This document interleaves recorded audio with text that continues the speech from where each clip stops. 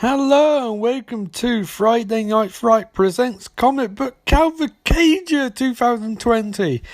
Man, we're going to have some fun this month. Every episode in May, every day in May, there's going to be a brand new episode. It's going to be a mini review of a comic book movie. Yay, can't wait, hyped. So it's going to cover the gauntlet. It's going to be loads of MCU stuff. There's going to be some DC stuff probably. Might be some off stuff. There's going to be Flash recaps of Flash Season 2 every Tuesday. So it's going to be 4 or 5 of those, depending on how many Tuesdays are in May. But it's going to be tight, because I've also got a week off. Yay! Anyway, this is the intro Comic Book Cavalcade. So you'll hear this every day of the week, and then you'll hear an intro for the movie I'm covering that day, or TV show. Ooh, scary! Anyway, I'll be back after a brief word from our sponsor. Hello, it's your boy Ian Austin back with another episode of Comic Book Cavalcade 2020, and boy, got a treat for you guys today. Today, it's one of my favourite Marvel movies, I'm not even going to deny it, Guardians of the Galaxy, directed by James Gunn, written by James Gunn 2014, starring Chris Pratt, Dave Bautista, Bradley Cooper, Zoe Saldana, Vin Diesel, did I say Bautista, Josh Brolin, Michael Rooker, and Lee Pace, and there's other actors in there as well, but they're not quite the main characters. And this essentially is Marvel's attempt to bridge into the cosmic sci-fi aspect more than they even did with Thor. Thor was always very serious and borderline on fantastical. Guardians of the Galaxy is not fantastical, it's straight up science fiction. I know lots of people say, no, science fiction has to say something about humanity and space and all of that crap. No, it has spaceships, it's science fiction. Thor didn't quite have space, sort of had spaceships, but they were kind of shitty spaceships, so it does count. So Guardians of the Galaxy. So firstly, James Gunn is quite a name in the horror genre, was prior to Guardians of the Galaxy, but I was never really too much into his works. I thought his script for Dawn of the Dead remake is really good, but mainly, and he sort of passed me by, which is strange because I'm quite into horror movies. I think I watched his was it Sliver, the one with Nathan Fillion and Elizabeth Banks. And that was okay, but no, I wasn't too much of a fan of his before. But I really like his own Guardians movies and like his aesthetic. Anyway, I'm rambling too much. I need to leave some stuff discussing the actual movie. Will it be as good in follow-up? Spoilers, yes, because I watched it like 4 weeks ago, because it's one of my favourite Marvel movies and one of my favourite superhero movies, and to be honest, one of my favourite movies. But we'll hold up to an in-continuity run through.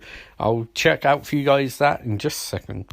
Spoiler warning, yes, it holds up to an in-continuity thing because it doesn't really address much of the Marvel continuity.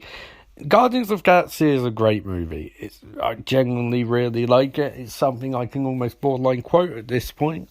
And that's one of the reasons I like it, because you watch it and it makes you feel good. And at this time, with all this COVID bollocks and all of that, a movie that makes you feel good is great. Like, why wouldn't you want to feel good? And also I like it because it's still, even with all movies that have come out in sequels and them being in Avengers, Infinity War and all that crap, it still to this day feels like an anomaly in Marvel Universe, because this is pretty much the best pseudo remake, reboot, revamp, version, inspiration, or Big Trouble in Little China you could ever get. For those who don't know, Big Trouble in Little China is one in top 5 movies of the 80s, flat out. 2, directed by John Carpenter and starring Kurt Russell, and 3 is a brilliant movie on many levels, the main one being it's an examination and deconstruction and parody of the American goes to Middle Eastern country. In this case, the American goes to China or foreign soil and basically is a hero. Big Trouble in Little China deconstructs like this one. It's set in Little China in America, and Chinatown in America even. And 2, it with a very game, Kurt Russell has one of the most brilliantly inept action heroes of all time, because Kurt Russell was in on joke and he knew how to play it. because he had played serious action heroes before, so he just played up the aspect of it in real incompetence. And in Guardians of the Galaxy, it feels somewhat similar, because Star-Lord Peter Quill is capable, but he's by far the least capable member of the Guardians of the Galaxy, and as a result, it's absolutely hilarious, because he's almost in a big, serious, weighty movie. I mean, indeed, villain in this movie, Ronan, is flat terrifying, and despite his over-the-top hamminess, it's one of the darkest, most serious, incredible villains the MCU's had to face so far. And he's facing off against a guy who thinks that a dance-off Save the Universe is a good idea. It's brilliant. Ronan is funnier, played straight, than he would have been played as a joke. His humour comes from him not understanding that he's in wrong genre movie, but so's Star-Lord Chris Pratt. Chris Pratt is in like a Green Lantern goofy parody superhero movie. And it's like the two mesh, you got the comedic stuff, and there is some dramatic stuff that Chris Pratt, aka Peter Quill's Star-Lord, does a good job with. But primarily, he's a goofball character at odds with the entire Marvel universe, and especially with what's going on, because the bad guys in this movie are trying to get Power Stone, which is an infinity gem and has potential to level planets, and you've got this guy over here making jokes about having a portion of the plan. It's such a beautiful contrast, and it works brilliantly, because James Gunn, in a lot of ways, it seems like he's imparting his sense of humour on Marvel Cinematic Universe, and Marvel Cinematic Universe is fighting back against it, but he's still putting more and more of himself in.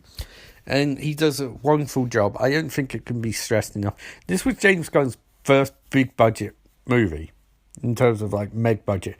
Very much like Joss Whedon with the Avengers. Like, these two weren't guys you'd expect to make these movies, or make them so personal, or make them so resonant. And it's a really good sign that Marvel's trusting more with writers and directors, which there's nothing wrong with directors who direct based off other people's scripts. That's fine, that's wonderful. There's something beautiful about a writer-director making a movie. I mean, Joss Whedon with the Avengers, there's so many aspects of that movie which are distinctly Joss Whedon-y, and this movie is so much here, which is clearly James Gunn.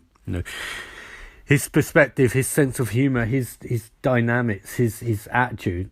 And yes, I should address the elephant in the room. There was another writer on this before James Gunn, and I don't think you can unsay her contributions too. She clearly put a lot into this movie. She came up with a lot of the ideas that are there, and especially if something like Guardians of the Galaxy is such a difficult movie to get right in terms of ideas and the team and the basic gist and story structure. So she deserves absolute props. Bear with me, I need to remember her name so I don't embarrass myself anymore. I think... oh, come here, piece of shit. Nicole Perman, that's it, Nicole Perman, and it's based on Dan Abnett and Andy Land's thing. But yeah, Nicole Perman, I can't say her name. Nicole P. I have trouble saying certain words. Nicole P. I mean, you can't stress it enough. She deserves a lot of praise for this. Now, how much James Gunn changed from her script is, up for debate. I mean, she's still credited as writer, but I do think that James Gunn put a lot of his personal aspects into the movie which weren't in the script, but I think it's also fair to say that her contribution shouldn't be downplayed. Oh, and hopefully she'll get enough shot writing a Marvel movie at one of these points. It'd be nice. So anyway, back to it. The direction's so eccentric. It's James Gunn's got a really good sense of tone for this movie. That real John Carpenter sense of, I'm going to make something which can be funny and dramatic at the same time, but still feel tonally consistent with each other. And it's also really, really, really, really, really funny. I don't know how much of that is improvisation, or how much of that was chemistry, or how much was written, but it seems to be a perfect storm of all of them.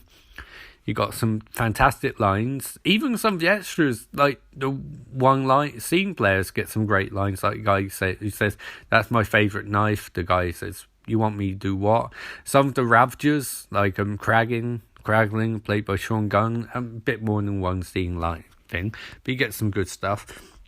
And fundamentally, it seems to be a movie determined to give F1 something interesting to do. Even if they're only in the movie shortly, they're not just there as plot contrivances. F1 gets something to do, and then you hit the the point of no return, Thanos. That's the one. Not even criticism, because at this point I've come to accept it, and as part of the wider story, Thanos works, connecting the Avengers to Guardians of the Galaxy, showing Gamora and Nebula his children, showing how feared he is by Nova Corps. There's a lot of good way building here, but at the same time, it's well, Thanos' design is a bit shit. I mean, they fixed that later on, but they clearly didn't know exactly what they wanted. They knew that they needed Thanos in this movie because the Gamora and Nebula aspects and set stuff up. But at the same time, his design, like I said, is a bit shit. And his delivery is so ludicrously over the top. And it gets even better when you meet him going down the line and his characterization's changed completely. But I do love how, he seemingly exists. James Gunn's changed it slightly, so Thanos is still a threat, but he seemingly only exists for Ronan and put him down with that amazing speech about how, he has the power, and then he's sort of and then Thanos, I'm coming for you, and then Thanos disappears. I love that, but mainly I like Ronan as the villain. That's the thing I actually enjoyed most about this movie. Me and my brothers, we're big fans of Lee Pace in general. He's a really good actor, because he knows how to, ham it up, but do a really intense performance at the same time. And his fucking delivery, I mean, his basic gist of his character is, I need to muscle up. I need gains. The Power Stones give him the ultimate juice. And then he talks back to Thanos. And Thanos sat in his chair with his little chicken legs, and he's, I'll kill you. And Ronan's sort of and then, I'll come for you, Thanos. I mean, it's the delivery. And then that ludicrous bit, it's the tinder on which you burn. Yes, it's Ronan, there's something so wonderfully crap about him. And I think that's the nice part about the movie. It feels slightly shit, but in a really endearing way. So I think performances are top down great. I think it's really well written, really well acted, well directed.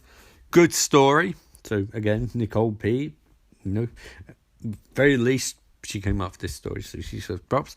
Lovely roles for people like Michael Rooker and Glenn Close. Glenn Close could have had a bit more. She's too good an actress just to do very little, but at the same time, it's cool that she is in the movie and probably got paid a fair bit of money to do it. And it's nice that Marvel's a bit more trusting and somewhat hands off. I mean, the Thanos stuff, yes, it's a bit shoehorned in, but was still entertaining. And fundamentally, there's lots of cool stuff to be to in the future. So yeah, 5 out of 5. Yeah. I think any movie you watch, as much as I rewatch Guardians of the Galaxy, and it still entertains you. Even if I tune out, I look up and I see something, I start laughing. That's the sign of a great movie to me. And this is a really, really good movie. So 5 out of 5. I think so far the Avengers and Iron Man both got the Avengers and Guardians both 5 out of 5. So it's team movies, which seem to be working for me more than anything else.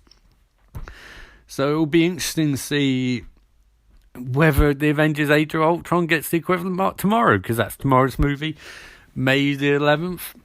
So I'll be back tomorrow with the Avengers Age of Ultron. And until then, remember, life is beautiful.